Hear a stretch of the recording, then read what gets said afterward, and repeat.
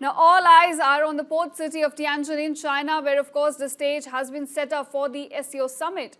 And what was standing out was a bilateral meet set to take place between the world's most powerful leaders, Chinese President Xi Jinping and Prime Minister Narendra Modi.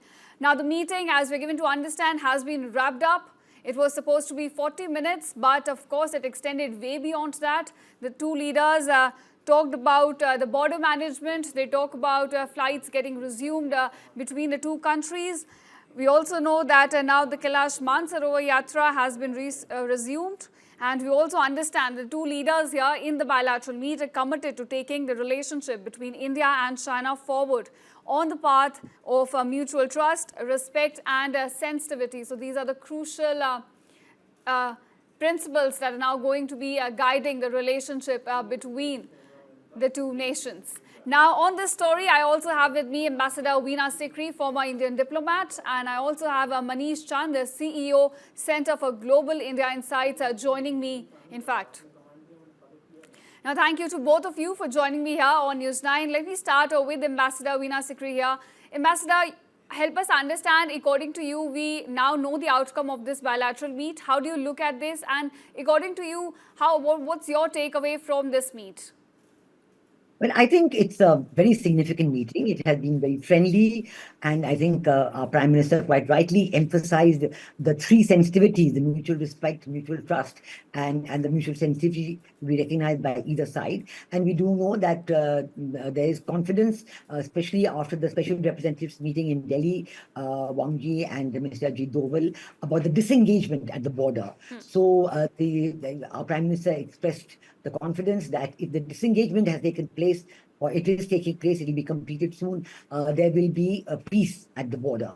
So I think this is a big positive, a big gain since 2020, you know, what happened in Galwan and the hostilities and the difficult situation that has been there afterwards with troops from both sides, you know, eye to eye, standing at this very sensitive border in Ladakh. And now the breakthrough in moving away from this tense situation is a big relief. Then we come to the question of trade and, people-to-people contact about, the Chinese tourist visas being resumed and they will come to India, about the Kailash Mansarovar Yatra having been resumed.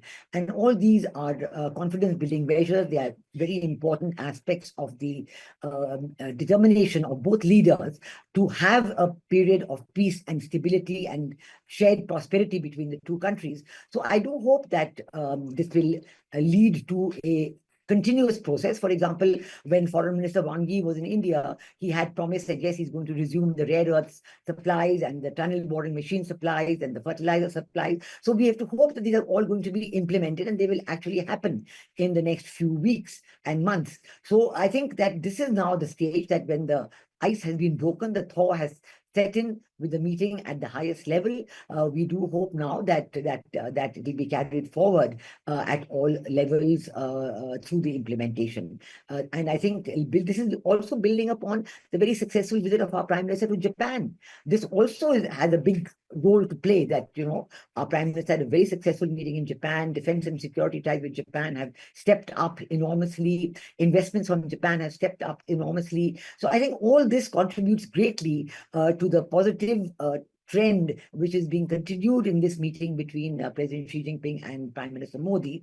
And we're looking forward to this being built upon in subsequent weeks with other meetings and visits. All right, Ambassador. So that's a big takeaway here. That thaw has set in when it comes to ties between India and China, of course. Now, I want to ask you here, because we cannot ignore the context. You see, Donald Trump has imposed 50% tariff on New Delhi. India is looking to diversify its trade partners as well. So in that context, I want to understand this. In India participating in SCO Summit, giving more weightage to an organization like that. Is this strategic calculation, or is this strategic necessity, or is this strategic autonomy, in fact? I think very clearly this is strategic autonomy in action. Okay. This is multi-alignment. And India has always said that we believe in strategic autonomy. So we are definitely wanting to, and it's not a zero-sum game. We do not see foreign policy as a zero-sum game that because there's a difficulty with Trump, so we will do this. No, we have always looked at each aspect and each issue in its own light, on its own strengths and merits. And of course, the issue with the tariffs and President Trump, that is being tackled in its own way. And we have said very clearly to President Trump's team and to all the negotiators from the American side that we have three red lines that we will not cross. Number one, on trade and tariffs, we will stand by the interests of Indian farmers and Indian dairy producers and Indian fishermen and Indian micro and small entrepreneurs. We will not give up their rights under any circumstances. Secondly, we will continue to buy oil from Russia. We're not going to, give in on this. This is our strategic autonomy. We will buy oil from whichever source is in the best interest of the people of India and in the growth of the India for the growth of the Indian economy. The third is that we will not accept third-party mediation from any country, from any country. This is, as far as India and Pakistan is concerned, it has to be bilateral. There is no question of any third-party mediation.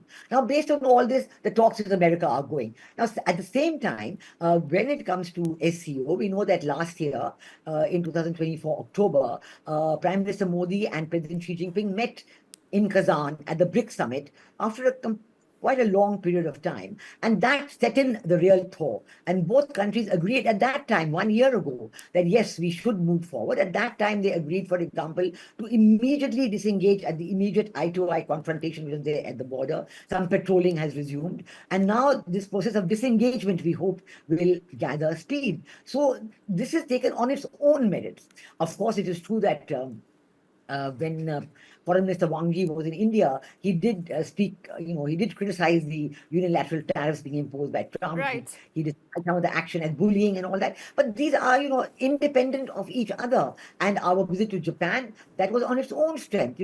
Quad or no quad, the India-Japan Defense and Security Cooperation will continue, will proceed, will gather strength. So, all these things are on their own merit. And I think that this is the strength of India's foreign policy. We do look at it like that. And immediately you can draw strength from one sector or the other, from one set of relationships or the other. Whether it is USA, there's a problem there. Okay, we've got a very good India-UK FTA, which will carry us forward in the area of India's exports. We're looking towards an FTA with the European Union. So all these things add up to make India a strong country. And best of all is that the Indian economy is growing.